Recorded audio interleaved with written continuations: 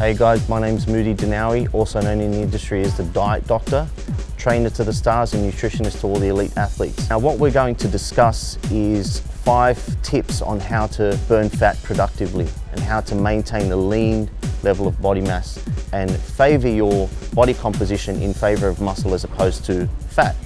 Now, the thing that we underestimate the most, and it's quite a boring topic for most people, is our water intake.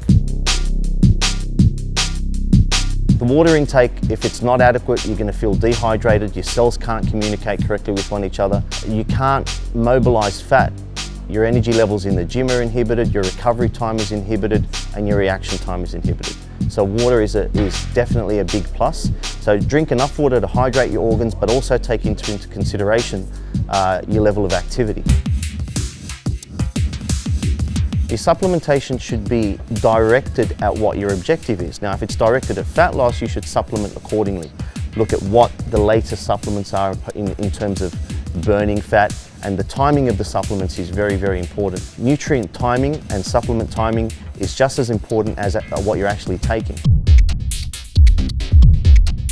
Believe it or not, we reset when we're sleeping. Our endocrine system, our hormones are rebalanced and they're basically in tune and realigned when we sleep. If you don't get an adequate amount of sleep, your body will try and overcompensate by increasing that ghrelin hormone. So you're always going to feel hungry. You've only got 2 ways to recover. That's food and sleep. Underemphasize one, your body's going to try and overcompensate with the other. So you've got to make sure that you're eating enough and sleeping enough. So food, again, food has to be directed at the particular objective and goal.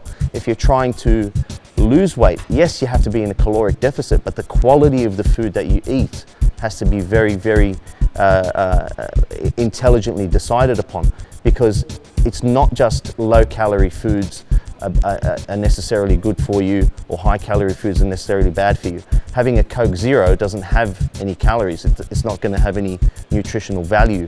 An avocado, for example, is very nutrient-dense and calorie-rich, but it serves a purpose. So look beyond just the calories in and calories out and make intelligent choices as to, am I getting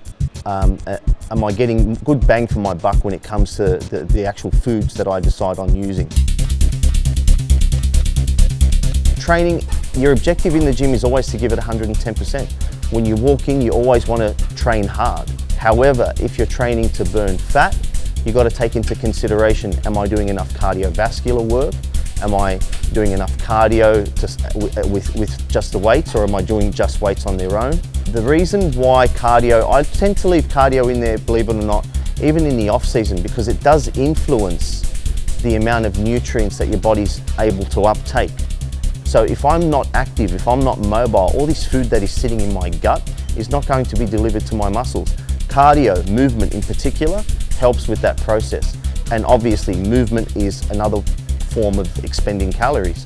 So if my daily calorie expenditure is more than my daily calorie intake, then of course I'm going to be in a caloric deficit and I am going to be burning fat. So these are my 5 tips in no particular order. Again, fat burning is a holistic approach. It's not whether you're training enough or training properly, or just whether you're eating enough or eating properly. It's a combination of a variety of things. So we have to look at fat burning or muscle gain in a holistic way. And if you want to learn more about training and when you want to learn more about nutrition, make sure you go to MrSupplement.com.au.